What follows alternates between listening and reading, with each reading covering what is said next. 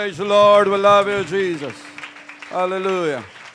Thank you, Jesus. When we speak your name, there is healing, there is joy, there is peace, there is tranquility. Thank you, Jesus, that we can speak and we can shout that name anytime. We are authorized. We have the SPA, special power of attorney, to use that wonderful name of Jesus. Lord, we praise you so much. Thank you, Jesus. Thank you, Lord. May be seated. We're happy to see our brethren once again. Thank you, Lord, for giving us the strength, the good health, the healing that you've given us all throughout the week. Thank you, Jesus. Yung dalawa na naka-receive ng Holy Ghost, thank you, Lord, for sending them in this place. Si Brother James Clarence Almasan. JC rin to. No, JC rin. No. Kapatid ni Brother JC. No. Andito. No, JC rin. James Clarence nga lang. No, Almasan. And then si Arlene Taray, pamangkin ni Brother Rolly. Arlene Taray. Thank you, Jesus. Ilonggo man siya, Brother Rolly? Ilonggo man. So, welcome in this place. And then si Sister Charmaine, yung anak ni Sister May. Thank you, Jesus. We praise you, Lord. Nakalipat na sila sa Montalban kagabi. No? So, may hangover pa, may pagod pa. But andito rin sila this morning. Thank you, Jesus. At sa ating lahat, may pagod, may karamdaman, or anything. Basta hanggat kayang pumunta sa church, tayo ay pumupunta sa church. There is power in that name. Ano ba yung title ng kanta natin? When I speak the name of Jesus. Mayroon, mga kapatid, mayroong isang rabbi. Sabi niya sa turo nila, because they cannot utter the name of their God. No, YHWH. No, there is no synonym na kagaya natin sa English word today. Walang ngayon mababasa mo kasi may litra. Yahweh. No, kasi nilagyan ng A, nilagyan ng E. Jesus. No, may complete ang word, complete ang may vowels, may consonant. Pero mayroong isang rabbi, sabi niya, you cannot utter that name. No, kahit sila. Because walang way kung paano masabi yung salita na yon without consonant, without the vowels. No, YHWH. Pero sabi niya, paglabas pa lang ng baby, wala siyang ibang bigkas kung hindi ang pangalan kaagad ng Creator. And when we die, and that is the last word that we can say. No? Nagbigay siya ng example. Ewan ko kung gaano katotoo. Pero sabi niya, hindi yan sinasabi na Yahweh, mga ganon. But it came from our voice. Ewan ko kung magaya ko. Pero sabi niya, yung walang sound, walang ano, pero sabi niya, it came from our breath that God has given us. Sabi niya, pag humihinga ka, sabi niya, doon ang gagaling without any saying. No, base lang. Sabi niya, we came from the breath that God has given us. No, wala tayong kamuang-muang pag nanganak tayo at mula nang tayo ay mamatay. Sabi niya, yun ang last thing that we can utter. That is our breath. No, sabi niya, sa hininga lang nang gagaling. No, but Lord, thank you that we can utter your name right now. We are so thankful, Lord Jesus. We are so thankful, Lord Jesus. We can utter it anytime we want, and we are not using the name of Jesus in vain. The name of the Lord our God in vain. Let's open our Bible in the book of Psalms, chapter 6, Psalms 116. 1:16. Umpisa tayo sa verse 1. We welcome our visitors in Jesus' name, and sa lahat ng ating mga bisita, we also welcome you in Jesus' name. Yeah. So verse 1.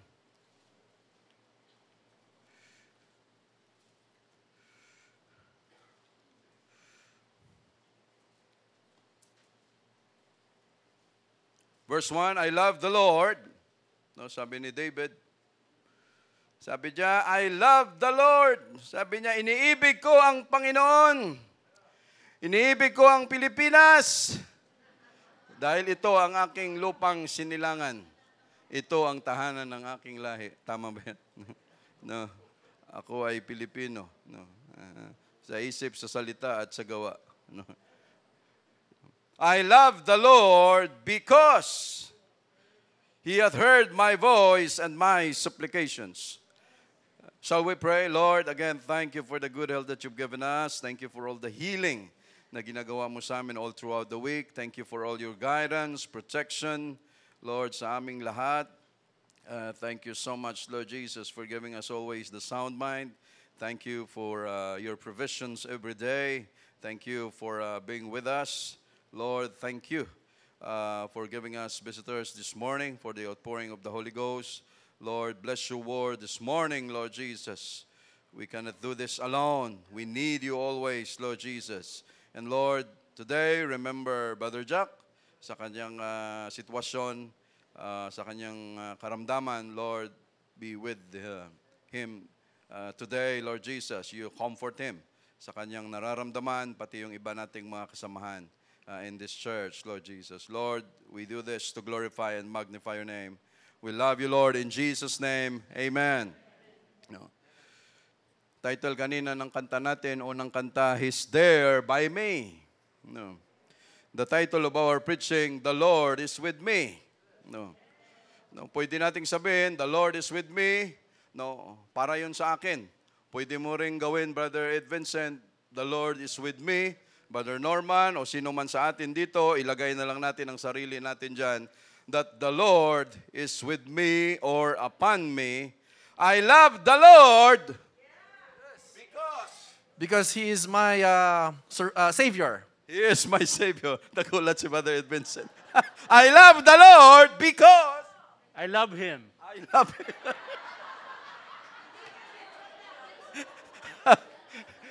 No? Pasalamat lang malayo kasi hindi natin malalapitan. No. I love the Lord. Iniibig ko ang Panginoon sapagkat. No. We have so many reasons why we love our God. No. Why we love the Lord, while we love Jesus. No. David was a man after God's own heart. No, bago pa man siya tinawag ng Diyos, bago pa man siya nakasulat ng Psalms, ang dami niyang sinulat, mga awit, mga trials, troubles, lahat ng dinanas ni David sa kanyang buhay, bago pa man niya magawa niyan, he's already a composer and a songwriter. No, umpisa pa man. No, bago pa man siya kinuha ng Diyos, nakasulat na siya, no, naka-record at ibig sabihin, God was already impressed with David bago pa man siya tinawag dahil sa kanyang ugali na mayroon siya. No, bago pa man siya maging hari, no, lagi niya nang tinutugtugan ang Panginoon, lagi niya nang inaawitan ang Panginoon kung ano man ang kanyang sitwasyon, in small things or in great things, in danger or in perils, no, lahat nagawa na yan ni David. No, at this time, Lord, we are so thankful dahil kami ang makikinabang nito. No, na pinasulat mo ang mga experience ng mga tao na naglilingkod sa iyo, that they are not special people, they are normal people like us. They were become special because the Lord is with them. And the Lord is with us, mga kapatid. No, in our walk with God, no, in our walk sa buhay na ito, mga kapatid, as we grow old, we've been through a lot of experience sa buhay na ito. No, habang papatanda tayo, patambak ng patambak, padami ng padami ang ating experience sa paglilingkod sa Diyos, if you are not standing in our principles, in our holiness, in our righteousness before God, pwede tayong tumanda sa church na hindi na-develop ang ating experience sa Diyos. Why? Because every time mayroong dapat tayuan, ikaw ay laging talo. No? So ano ang experience? Marami kang experience. Kung sa boxing pa, puro losses nga lang. No? Ano? Ilang panalo? 1. Ilang losses? 45. No? Pero marami kang laban. Ang problema, lahat talo. No? Eh, ba't ba tayo nag-boxing? Eh, dapat hindi ka na nag-boxing pag gano'n. No? No, marami tayong experience sa buhay.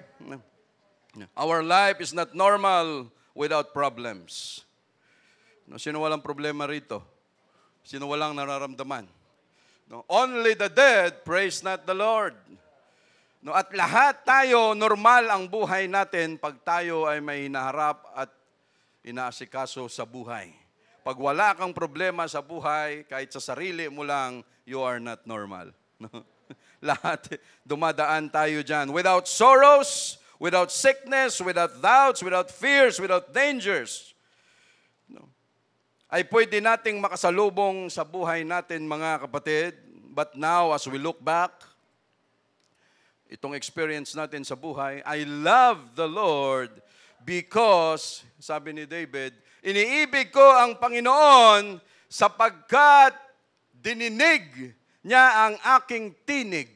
Dininig niya ang aking boses at ang aking mga pangangailangan. Dito pa lang, mga kapatid, we have so many reasons. Isang verse pa lang, ang dami na nating dapat pasalamatan sa Diyos. No, every day, our gratitude before God, every day, our prayers, nagpapasalamat tayo sa Kanya. Lahat ng yan is our daily dose of vitamins. No, yung everyday, nagpapasalamat tayo sa Diyos. No, ang kagandahan nito, mga kapatid, habang tumatagal ang paglilingkod natin sa Diyos, hindi easy ang lahat.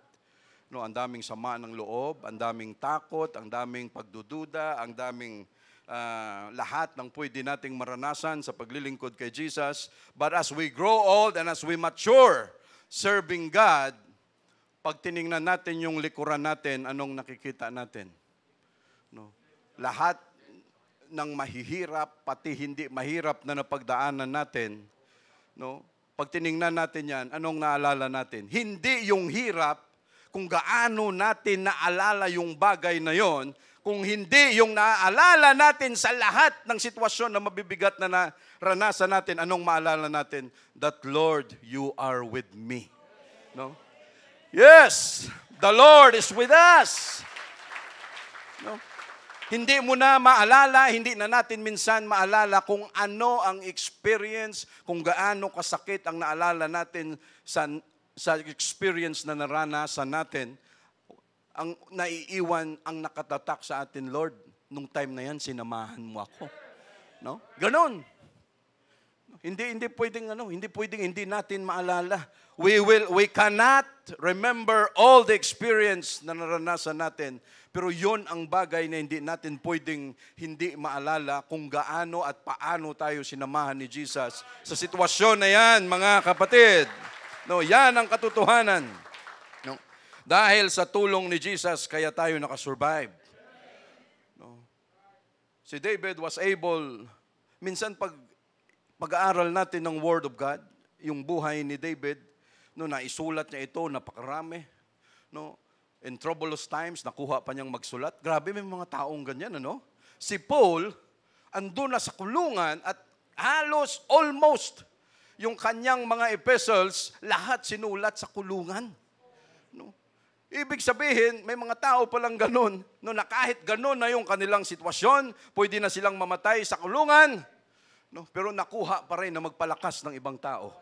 No, nakuha pa rin na magsulat, just like David, no, grabe ang kanilang no. At hindi natin, yung bang, Lord, no, grabe ang experience, grabe ang pinagdaanan ng mga tao mo, ni David, at naisulat niya ito, no, nagawan niya ng rason, no, bakit kanya iniibig. No, tayo, umpisa pa lang nanligaw. No, saka nakasubok sa namanligaw. At saka yung muntik nang niligaw. No? No, manliligaw. Mag-ingat tayo dyan kasi sa word pa lang, manliligaw. Pag di ka nag-ingat, maliligaw ka talaga dyan. No, pag nagkataon, kindat lang, okay na. No, nagsabi lang ng yung pala, na wrong send lang na I like you. No, no, okay na kaagad. No, no. What we're saying, mga kapatid, no, naranasan natin ang mga bagay na yan and we have the reason. No, nung tayo niligawan, bakit natin sinagot? No.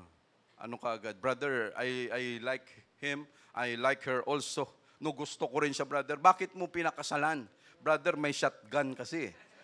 You know, nung nakita lang kami sa labas na namasyal noong mga unang panahon, hinawakan lang yung kamay, pakasalan mo na ang anak ko. No, at disgrasya ka, may shotgun na yan. No, hindi ka na makawala. And what is the reason? Bakit natin, sa tao pa lang yan, mga kapatid, bakit natin iniibig, minamahal ang ating mahal sa buhay, ang ating kaibigan, ang ating asawa, ang ating kapatid? Sigurado mayroon tayong rason bakit.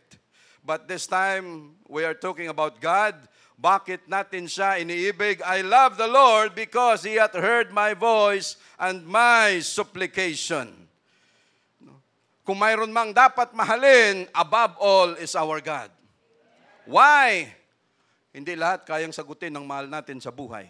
Hindi lahat kaya tayong proteksyonan ng mahal natin sa buhay. Hindi lahat kaya tayong madudulas ka na, hindi pa matutuloy. Mabubunggo na yung sasakyan, no, tatamaan na yung sasakyan, pwedeng mangyari, lahat.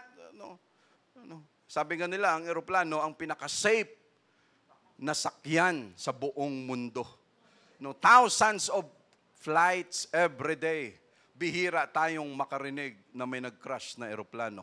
Pero pag titingnan natin ang kalawakan, thousands of flights, hindi mo mabilang lahat, criss-crossing dyan. No, yan ang pinaka-safe na klase ng biyahe. No, safe. But if God will allow it, no, kahit yun pa ang pinaka-safe. No, at kung andun tayo, pwedeng mangyari na may mangyaring hindi maganda. No, but God is with us. That is why we love Him.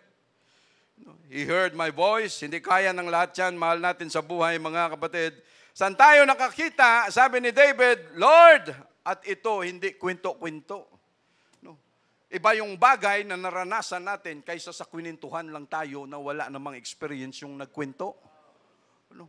Brother, alam mo, ganito. Naranasan mo ba yan, brother? Hindi pa nga eh. Iba yung dating ng kwento.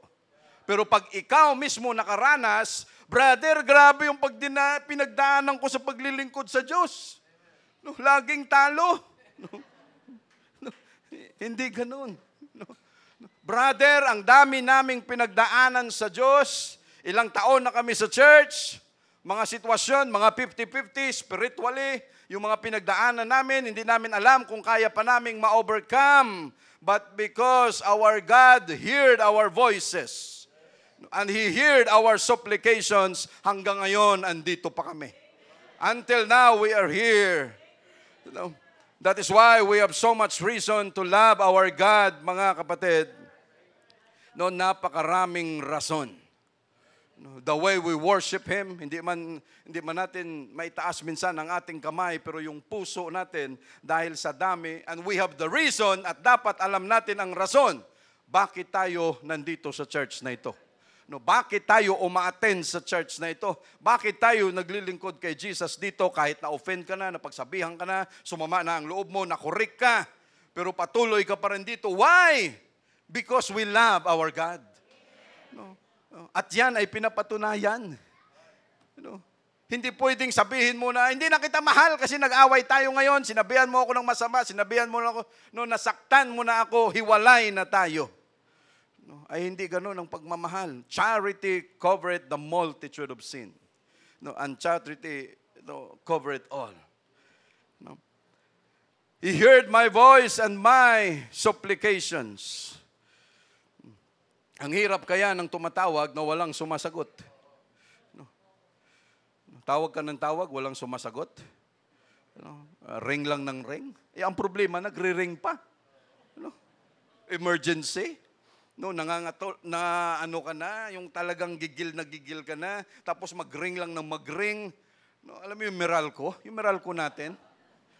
No? 1611. I-dial mo. Pag-dial, sunog na yung buong bahay mo. No, 1611. Okay. You dial. If you like this, you want English Tagalog. Okay, you press 2. Lahat. No, pagkatapos na masabi mo lahat, okay, you go back to where you belong. And gigil na gigil kami diyan. Bago mo makausap yung service operator, swerte kung mabilis na yung 20, 25 o 30 minutes, gigil na gigil ka na, nagputukan na lahat. Okay, kunting mali mo lang sa pindot, you go back to number 1 again at ulitin mo. Ganon ang sitwasyon dyan, hindi ka makadiretso. But Lord, you heard our voice anytime, any moment. No. Sundown, up, down. No, may buwan, may wala, may tag-init, may taglamig. No, in sickness or in health, lahat you are willing to listen to our voices, Lord Jesus, and our supplications.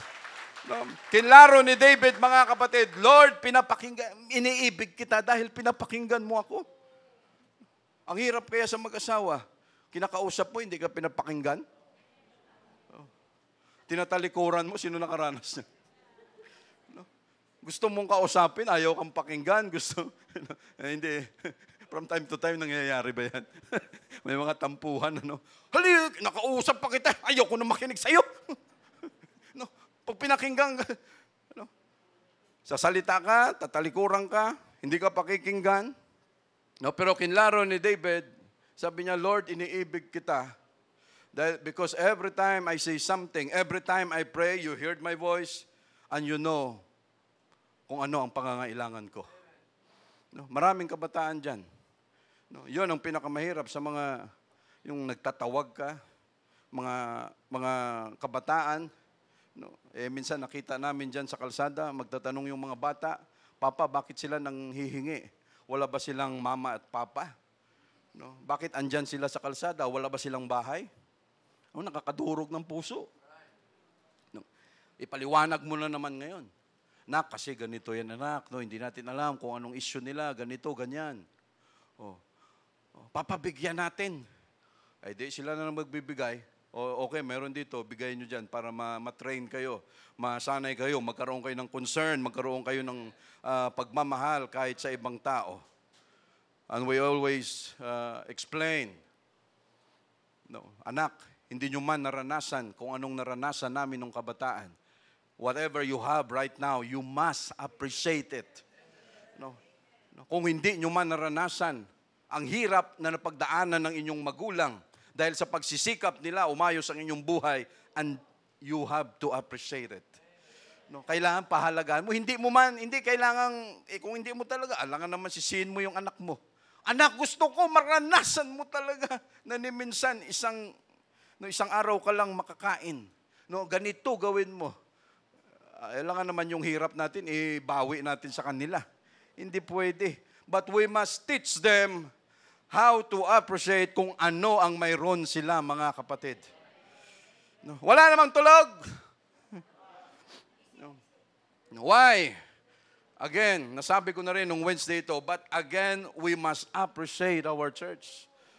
Kung tayo, maranasan natin, last Sunday, andong kami sa Mindoro, walang natutulog. Paano ka makatulog? Panay. Dito, pag nag-worship tayo dito, pawisan ka man, saglit lang, tapos sabi mo, kapirasong tissue, okay na. Doon, nagpipreach ako, nakailang tuwalya na ako, yung pawis, tumutulo. Sabi ko, grabe ito Pagkatapos, punta ako sa CR, chinik ko yung damit ko. Talagang mapipigaan mo. At hindi ka makatulog sa ganong klase. But the moment that God will give them the aircon, at pag sila na aircon na sa lugar na yon, they must never forget kung ano ang kanilang inumpisahan. Kasi ang danger, mga kapatid, we have the comfort in this place. We have the aircon, malamig dito. And maybe we will forget dahil sa lamig na andito sa loob, baka makalimutan na natin na kung ano ang naranasan ng mga nauna sa atin, that they can worship without aircon. No, that they can worship kahit tagaktak yung pawis, that they can worship, and now that we have aircon, malamig, hindi na ako maka-worship, brother, kasi talagang ginatutoy na ako. No, alam mo yung ginatutoy sa amin? Ang tutoy. No, maraming word yun. Either ginatutoy, may aso kang maliit, ayan, tutoy. Tawag sa amin yan. Or either, hinahatak ka na talaga ng sobrang dumadampi sa'yo ang lamig ng aircon dyan. Brother, mas nananaig ito.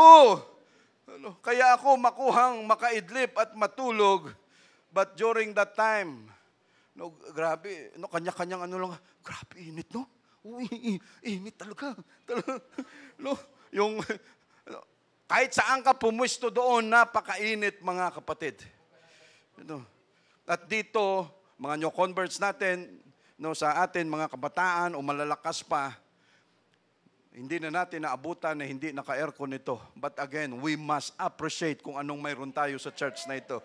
Why? Maraming mga bagay, saka lang natin mapahalagahan kung wala na yung bagay na yun.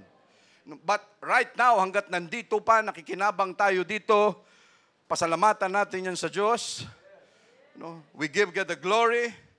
May comfort tayo, pero wag nating kalimutan that minsan pag tayo ay sobrang nababad sa comfort, yan ang magiging weakness natin. Yung bata na walang naranasang hirap, paglaki niyan, expect mo na, puro reklamo sa buhay yan. Puro reklamo sa buhay, tapos kung ano ang reklamo niya, tapos yan mag-asawa pa, idadamay pa niya, pati asawa niya, nagkaanak pa, damay-damay na yan sila, mga kapatid. Why? Because walang experience na nararapat. So we say, praise the Lord. From shepherd boy to become a great king, that is David. From his young people, days, to become a king. Yung kanyang ugali, kung paano niya mapasaya ang Diyos, ay andon palagi, mga kapatid, by singing God, to God. Verse 2, because, ito puro puro rason ni David, bakit niya minamahal ang Panginoon. Because he hath inclined his ear unto me, therefore will I call upon him as long as I live. Sabi niya, sapagkat dahil ang Panginoon ay kanyang ikinikiling, ang kanyang mga tainga sa akin. Ano yung sabi niya? His ear unto me. Lord, thank you so much. Why? He had inclined his ear unto me. Ano yung gustong sabihin ni David? Lord, masyado kang interesado sa aking mga sinasabi. Why? Nakaganon pa eh. Brother Benz, anong gusto mong sabihin? Hindi bingi ang Diyos natin. Kung hindi gusto niya talagang, God was so interested na, David, anong gusto mong sabihin? Wow, pinasalamatan mo na naman ako. Ayan na naman, kaya gustong-gusto kita dahil every time may mangyari sa iyo, Lord, thank you. Lord, thank you for giving me my strength. Hindi into, sa Ilonggo, hindi maarte si David. Pero ang laman ng kanyang puso, that every time, kaya ang Diyos naman, pag ang tao may interest, ano ang kanyang gagawin? Nagpapaliwanag ka, nagsasabi ka, pero yung mata kung saan-saan. Hindi nakikinig. Why? Hindi interesado. Pero pag ang tao interesado, kung pwede pa lang ilagay niya yung kanyang tenga sa speaker. Ano yung sinabi mo? Ano sinabi mo? Talagang ilalagay niya yun. Why? Ganon ka-interesado ang Diyos natin, mga kapatid. Kaya huwag tayong patamad-tamad sa pagbigay ng papuri, sa panalangin natin kay Jesus. Huwag tayong patamad-tamad because God was so interested to listen to us. Ang description, sabi niya? He had inclined his ear. Hindi lang ang Diyos ang nakikinig. Sige David, magsalita ka lang. Because I am God, I can hear you anytime.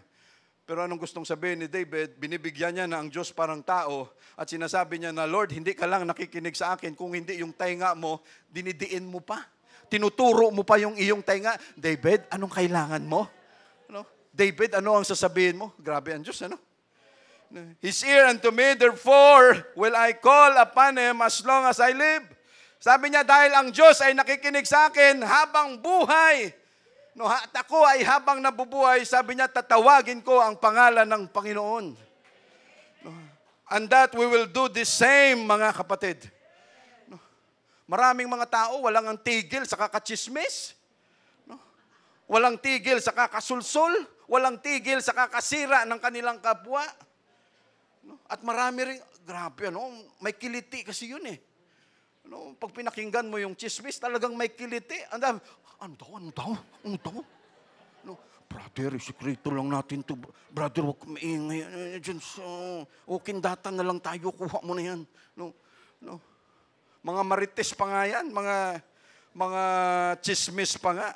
Ang daming nakikinig. But how much more ang Diyos natin, mga kapatid? That is why David had this conviction. Sabi niya, Panginoon, dahil alam ko na ikaw ay nakikinig. At hindi ito kwento-kwento lang. Alam niya, sa kay Saul pa lang, imagine, 21 times attempts na siya gustong patayin ni Saul. And every time may attempt na gusto siyang patayin, God or David called upon the name of the Lord and the Lord heard him. Ano ito? Hindi, kung sa ano pa, recorded ito. Na Lord, muntik na akong patayin ni Saul. No, muntik na akong madisgrasya, muntik na akong madulas, muntik na akong mawala ng trabaho, muntik nang may mangyari sa akin, muntik na akong mamatay. Pero Lord, tumawag ako sa pangalan mo, andoon ka. No? The Lord is with me. No, mga kapatid, that is why when we talk about Jesus, our experience with Him ay valid. Sometimes we ask for faith. Lord, give me more faith, give me more faith. Pero walang nangyayari kung wala tayong experience. Lord, increase my faith. Paano mangyayari yan? Hindi yan mangyayari na wala lang. Hindi yan magic. God will give us trials, will give us experience na sa pamamagitan ng experience natin sa mga pinagdaanan natin, doon tumitibay ang ating pananampalataya sa Kanya. No? Hindi yan gawa sa rekto. No, na parang okay lang. There are times, mga kapatid, mayroon kaming ang favorite place namin ni Sister Cheryl. Hindi ko ito sinasabi para magmayabang or anything. But I want to share this. Yung pinakapaboritong lugar at oras namin to talk about God, our experiences, kung gaano kabuti ang Panginoon, every time kami ay nagbabiyahe. Andito ako, andun siya. No? At marami sa atin mag-asawa, sigurado gano'n ang ginagawa.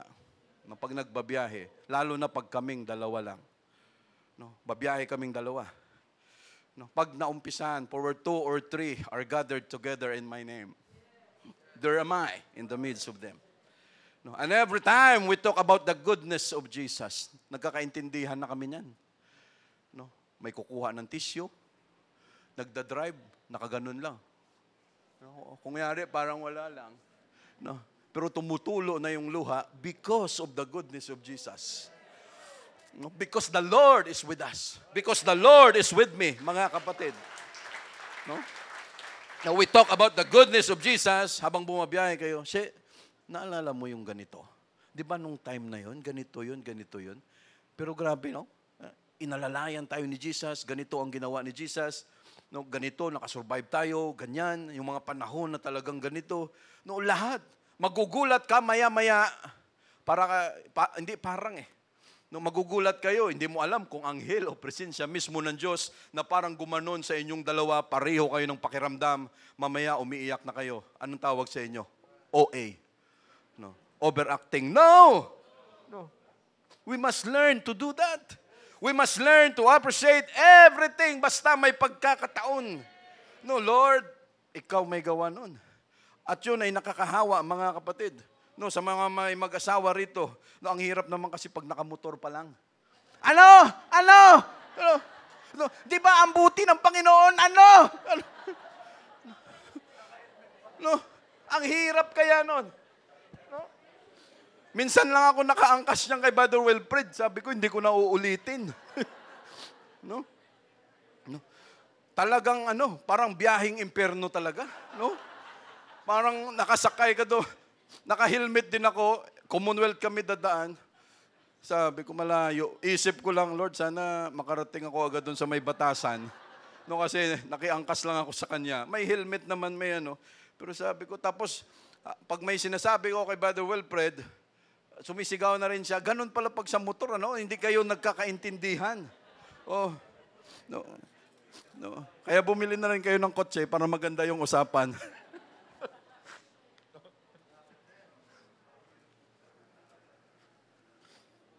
No. Gusto nating sabihin, mga kapatid, in our walk with God, kailangan mayroon tayong time, mayroon tayong place where we can express our appreciation, hindi lang dito sa loob ng church, hindi lang sa kung saan-saan man, in our private moment. No, we can do that. Why? No. Sabi ko nga kanina, yun ay parang vitamins ng gratitude natin sa harapan ng Diyos, that every time maalala natin, Lord, nung time na ito, ikaw ang gumawa. Lord, nung time na ito, Lord, kami nagkasakit, Lord, ganito, Lord, lahat ikaw yun. No, at magugulat ka na lang, no, iba na yung pakiramdam nyo pareho, at pareho kayong lumalakas ulit na dalawa. No, kaysa naman sa pag-usapan ninyo, alam mo si ganito, ang pangit ng ugali, ano? Yung ganito. No, anong nakuha mo dyan? Anong naibigay? Lalo lang napasama ang ating ugali, lalo lang tayo nagkaroon ng atraso sa harapan ng Diyos. No. And there was also a time, no, ang isa sa paborito kong lugar doon sa bahay namin, pag silang lahat andun na sa loob ng bahay at gabi, ako andun sa labas ng gate. No, yung makaganong-ganong ka lang. No. Tapos kikita mo yung mga stars, mga ano, pero maya-maya, Lord, tapos kakausapin mo na siya. Hindi ko sinasabi itong mga kapatid na ano, no. Pero yung punto ba that we must always have a time for Jesus. Hindi lang sa prayer, but every time, Lord, no, yung basta i-reminisce mo lang kung gaano siya kabuti, no, ang laki talaga ng puntos sa harapan ng Diyos natin, mga kapatid. No, that is why we love Him. Sa verse 2, therefore will I call upon Him as long as I live. Verse 3, the sorrows of death compassed me. Lahat ito, experience ni David. Sabi niya, ang tali ng kamatayan ay pumulupot sa akin. And the pains of hell got hold upon me. Sabi niya, at yung sakit no, ng impyerno ay nakahawak sa akin. No, nakatali sa kanya. Yung sakit, yung tali ng kamatayan. No, yun yung experience ni David na sabi niya, Lord, no, the waves of death compassed me around. No, sabi niya, waves upon waves. Yung kamatayan na pwedeng mangyari sa akin, sabi niya, hindi lang isa. Hindi mo na mabilang ang klase ng wave o ng alon ng kamatayan na pwedeng mangyari kay David, na pwede na siyang mamatay. Pero anong sabi niya, Lord, kung hindi mo ako sinamahan, matagal na akong namatay. No, in our experience with our God, with our Jesus, mga kapatid, lalo na siguro sa mga nauna sa atin, Brother Ed Vincent. No, hindi na natin sabihin kung sino sila. Basta yung mga nauna sa edad natin. No, mas marami silang experience na pwedeng ikawala, ikamatay, ikadisgrasya, ikasakit, lahat, mga kapatid. But the Lord is with them. No, no. Kaya hanggang ngayon, Lord, we are here. We are calling your name. As long as we live, we will praise your name, Lord Jesus. We will give you honor. Lahat, Lord Jesus. No, why? Ayaw natin mangyari na, Lord, matututo lang akong maglingkod, matututo lang akong tumawag sa pangalan mo pag andon na ako nakahiga 50-50, 50-40, 60-40. No, may mga taong ganun. No, kahit nakahiga na.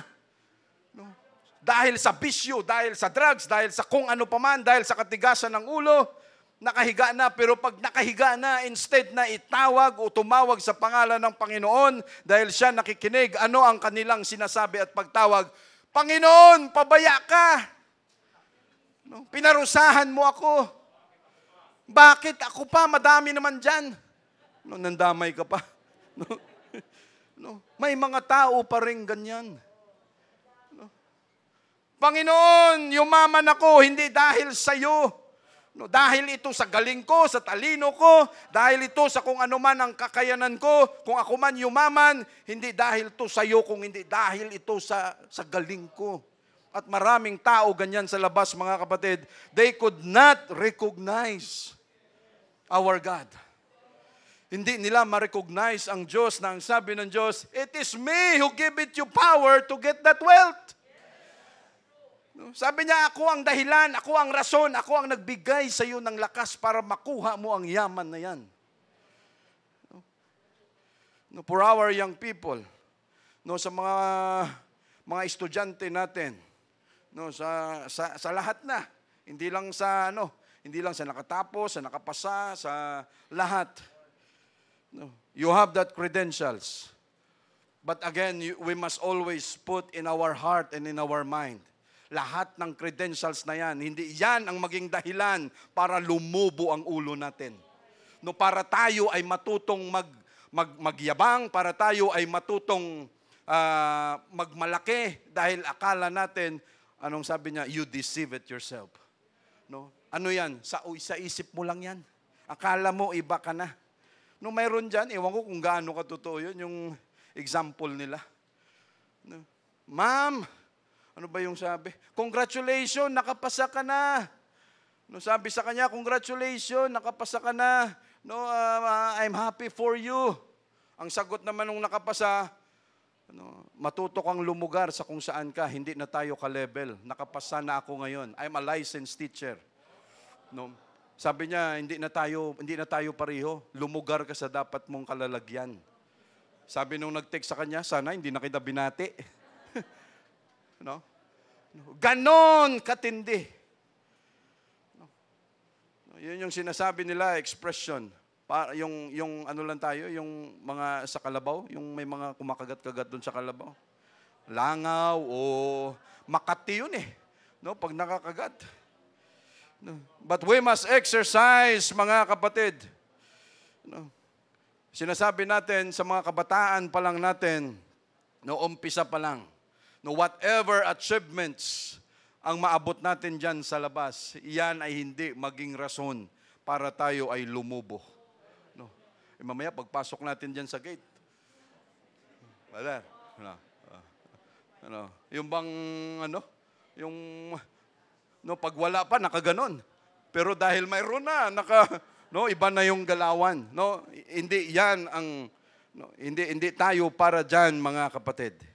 Because we always remember, kung hindi tayo sinamahan ng Diyos, hindi natin lahat ma-achieve yan. And the more that we have, the more authority, the more responsibilities, the more achievements, the more blessings that we have, the more that we become humble before God. No? Before God and before men, mga kapatid. No? Hindi yan magiging dahilan. No, hindi yan ang magiging dahilan para umiba ang ating ugali sa harapan ng Diyos. Nasa panahon na wala pa tayo, masyado tayong eager, masyado tayong faithful sa harapan ng Diyos. Ngayon, na marami na, parang hindi na natin kailangan ng Diyos. No, then called I upon the name of the Lord, sa verse 4, O Lord, sabi niya, tinawag ko ang pangalan ng Panginoon, O Panginoon, ako ay nagsusumamo sa iyo, I beseech thee, deliver my soul. Sabi niya, iligtas mo ang aking kaluluwa. Verse 5, gracious is the Lord. No, mapagbiyaya ang Panginoon, and righteous, matuwid. Yeah, our God is merciful. Amen. Our God is gracious, our God is righteous, and our God is merciful in the midst. Paano natin ma-realize that our God is merciful? No. Shall we continue in sin that grace may abound? Ano ang gusto nating gawin? Pakasasa tayo sa kasalanan para masabi natin na ang grasya ng Diyos ay malalim, kaya niya tayong hindi ganon. But na-appreciate natin ang mercy, ang grasya ng Diyos because we are a sinner. No, dahil tayo ay makasalanan. No, at sa dami ng kalukuhan, sa dami ng atraso natin sa Diyos, andito pa rin tayo, has given us the Holy Ghost, we are baptized in His name. Nagsisi tayo sa ating mga kasalanan. That is why our God is merciful. And from time to time, nakakagawa tayo ng hindi maganda sa harapan ng Diyos. At kung sakali paman, ay wag nating ulit-ulitin because God is merciful. Because God is gracious. Brother, Sunday naman ngayon, pagpasok ko sa gate, I will change my heart and my mind. No, because our God is merciful. Pagpasok ko dyan, magsisisi na ako. Brother, Lunes na lang ulit. No.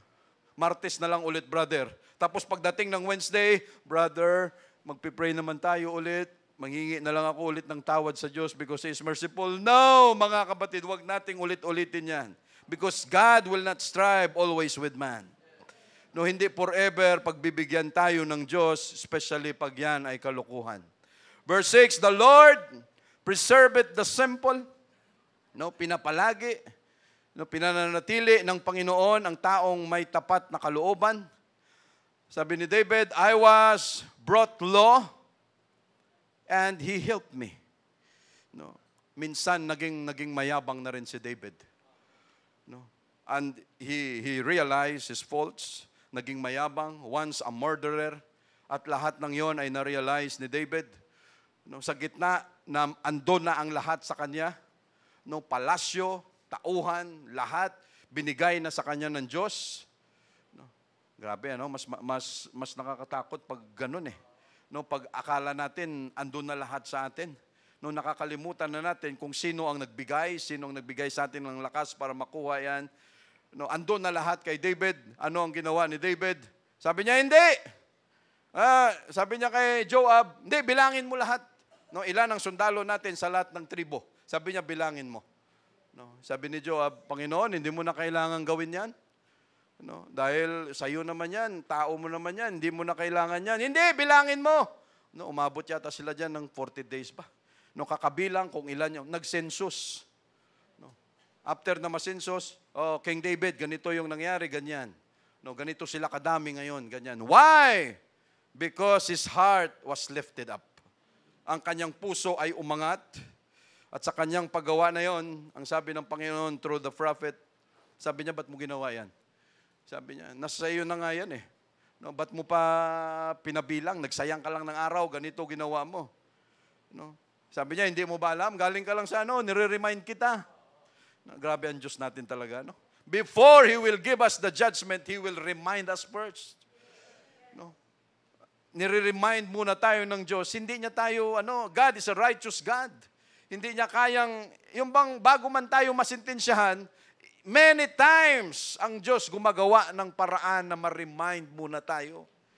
No? Ang tao bago ma-restrict, bago ma-disfellowship, no, taon bago madesisyonan.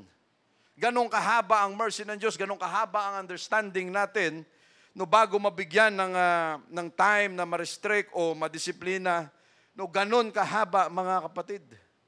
No.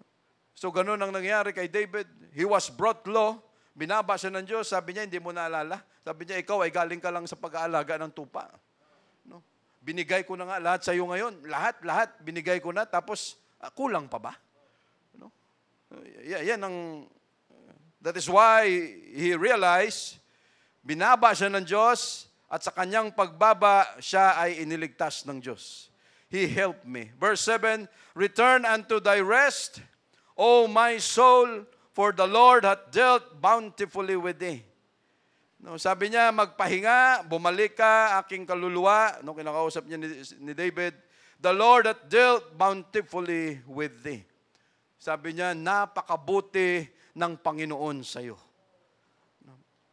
Naging mabuti ba ang Panginoon natin, mga kapatid? No. Yes! No. Kaya tayo andito sa ngayon. For thou hast delivered my soul from death, mine eyes from tears. No, ikaw ay nagligtas ng aking kaluluwa sa kamatayan, aking mga mata sa luha, at ang aking mga paa from falling. No. Lahat ng ito, mga kapatid, mga reasons ni David, no, lahat ng pangyayari sa buhay niya, no, kanyang inilista, kanyang kinwento kung gaano kabuti ang Diyos sa kanya, no. Ito yung tao na may utang na loob. May mga tao, mga kapatid, hanggang ngayon hindi pa rin tapos sa pagbabayad ng utang na loob. Pag pinag-aral ng tiyahin, ng tsuhin o sino pa man, no, hanggang ngayon hindi pa makawala sa ganong isyo dahil bawat tawag, di ba? No, magpadala ka dito ngayon din. Gusto ko, kailangan ko 5,000 agad. No? Kasi ako nag-alaga sa iyo nung bata pa. No, grabe tayo ng mga tao, ano? hindi tayo makawala sa utang na loob na yan. At kung tayo man may utang na loob, lahat ng yan ay utang natin sa Diyos natin, mga kapatid. At kahit hindi natin nabayaran yan, but still God has given us the Holy Ghost. We are baptized in His name. At sigurado tayo na yung utang na loob natin sa Diyos, hanggang mag-rapture lang, hindi pa natin mabayaran. But God is so good dahil siya ang pupuno niyan, mga kapatid. We say, praise the Lord. No. So again, verse 9.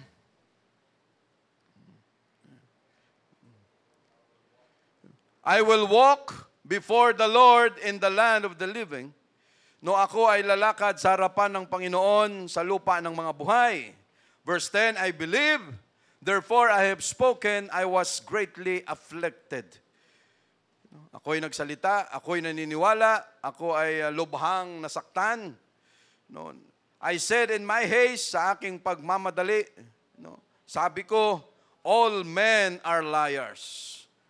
Why, mga kapatid? Because sa buhay ni David, no, dumating sa punto, hindi niya na alam kung sino ang kanyang pagkatiwalaan.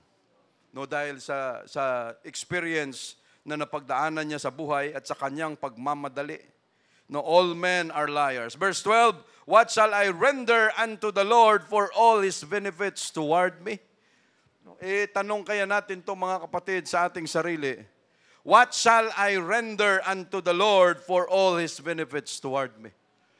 Lord, ano ba ang pwede kong ibayad sa'yo, ibalik sa'yo sa lahat ng kabutihan mo sa akin, sa amin? No? Very humbling, ano?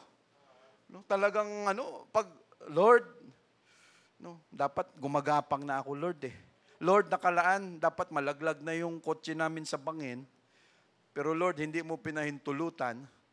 No, yung time na galing kami ng Pangasinan, dumalaw kay Brother Pedro, galing ng La Union, pagbalik, ilang minuto, papuntang Baguio, daan tayong Baguio. Brother, malapit na lang, 1 hour and 30 minutes na lang from La Union. Sige, punta tayo, magkape muna tayo doon, magpalamig.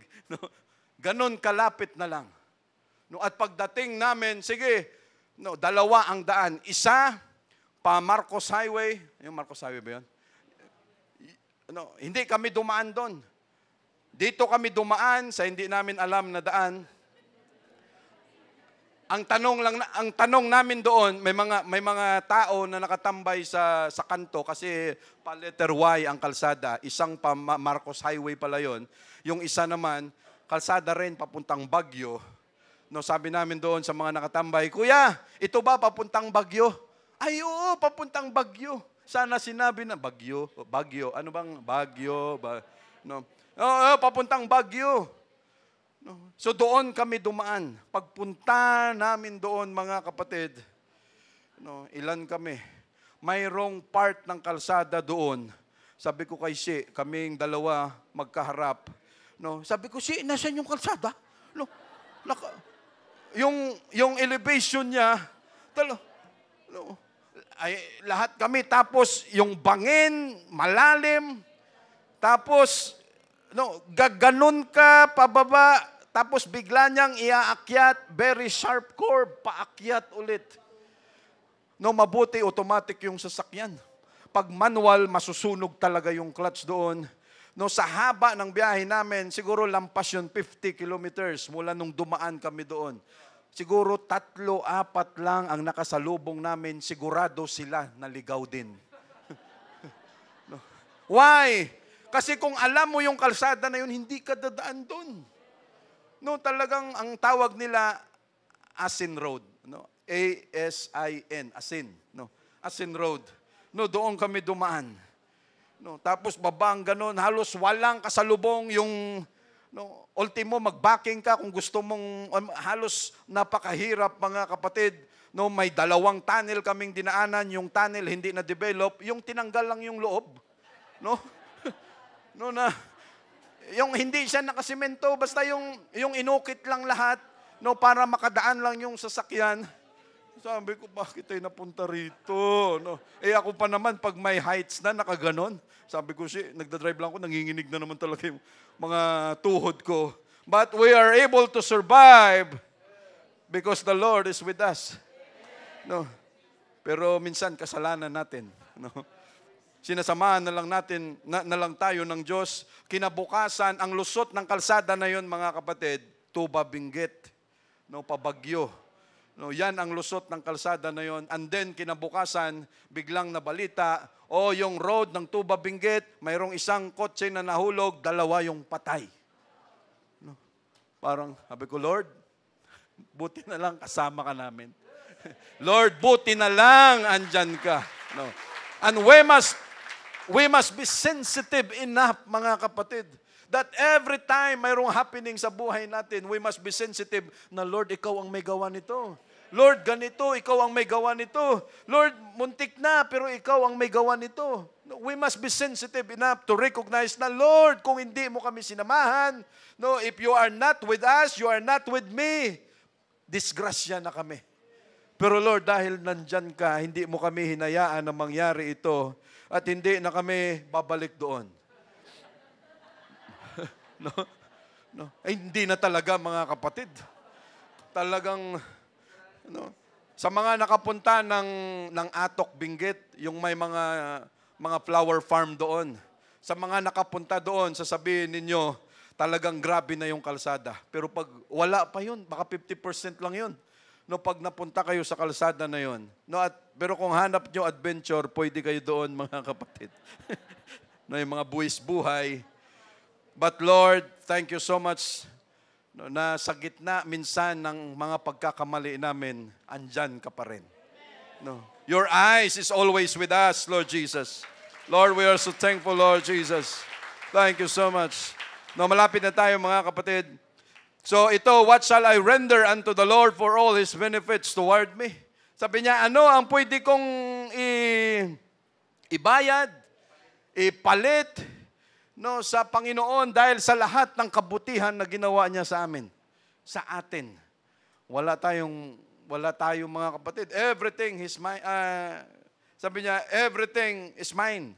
Heaven is my throne and the earth is my footstool.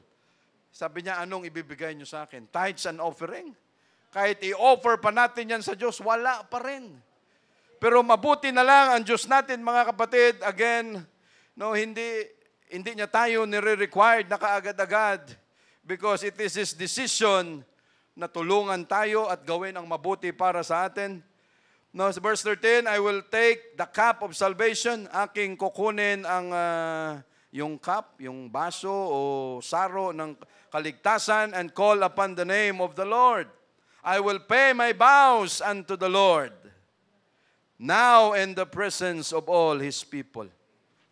No, because it was also a promise of David na kukunin yung Ark of the Covenant, no, magmula doon sa lugar ni Obed-Edom papunta sa Jerusalem. Yan ay isa sa promesa niya sa mga sa Diyos mismo, at yon ay nakita ng buong in the presence of all His people.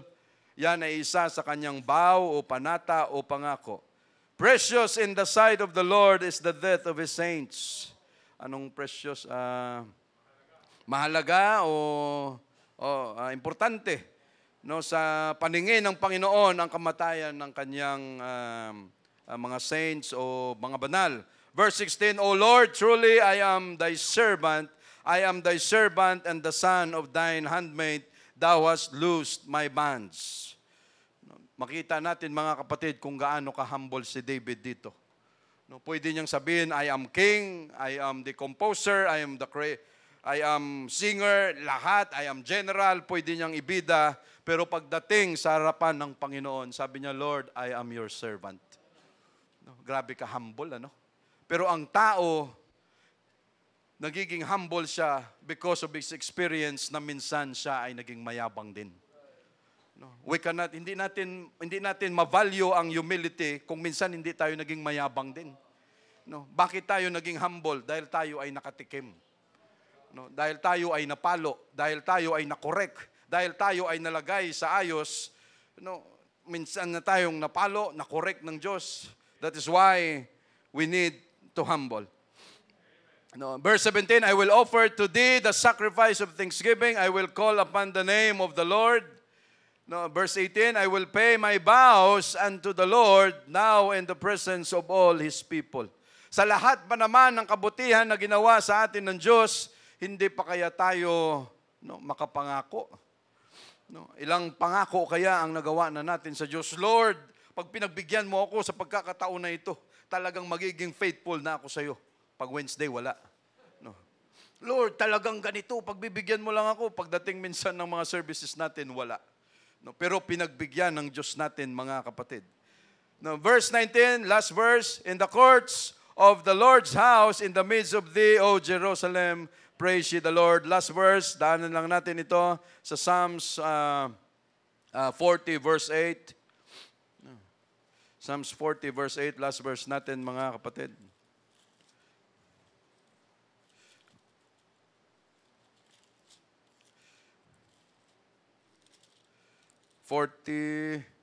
Verse 8. I delight to do thy will, O my God. Yeah, the law is within my heart.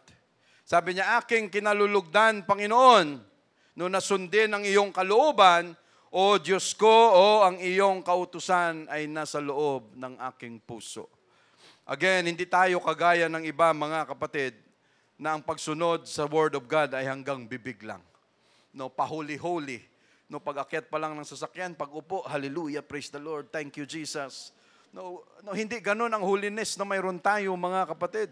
No, and we will continue to pray na yung church natin sa Mindoro, no, ay talagang pagsumikapan nila because naturo na lahat ng ating mga teachers doon. Yung itinuro dito ng 1-2 taon, tinuro sa kanila ng 1 araw lang.